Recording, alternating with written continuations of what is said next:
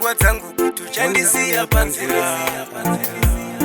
Zvimwe ndini ndiri kutadza isini ndakagadzira.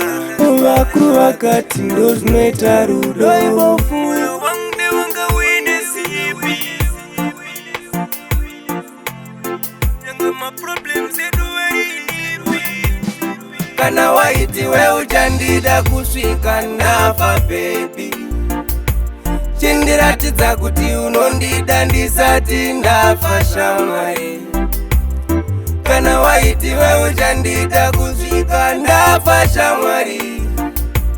Chindiratidza kuti unondida ndisati ndafa nenyota ndisazonyunyuta. Ndikakuona ndino ngoda kusvetuka nchitambo ngechingungu ndengo.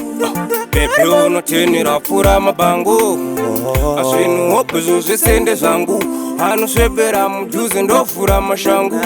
Kuseko uchiite seunenge kuzombondikang'amwa mazuva nonozonyanyo ndipinda tichibaya moyo. Tichiri kubvira kunzwanana zvataita setabuka. Kana waiti we uchandida kusvika ndafa baby.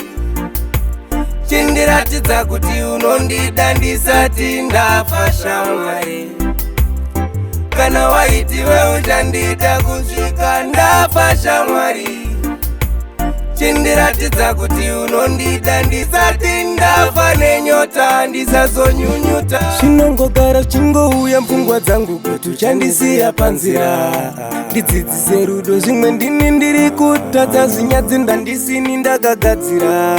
Vakuru vakati ndo zvinoita rudo. Moyo wangu ndewanga uine zipi. Wembovhura woona kuti uripa.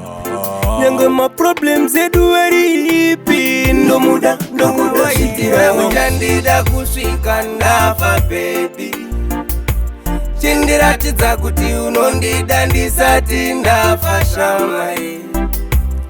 Kana waiti we uchandida kusvika ndafa shamwari. Chindiratidza kuti unondida ndisati ndafa nenyota ndisazonyunyuta. Ndikakuona ndino ngoda kusvetuka nchitambo ngechingungu ndengo. Pepe unotenera fura mabango. Asvinu hopezo zvesende zvangu.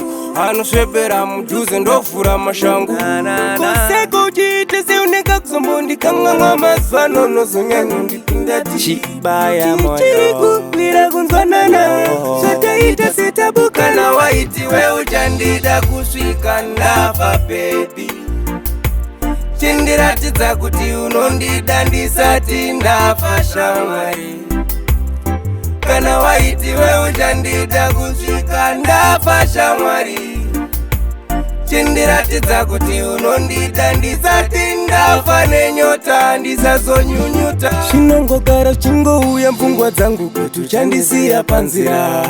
Ndidzidzise rudo zvimwe ndini ndiri kutadza zvinyadzi ndandisini ndakagadzira. Vakuru vakati ndo zvinoita rudo. Moyo wangu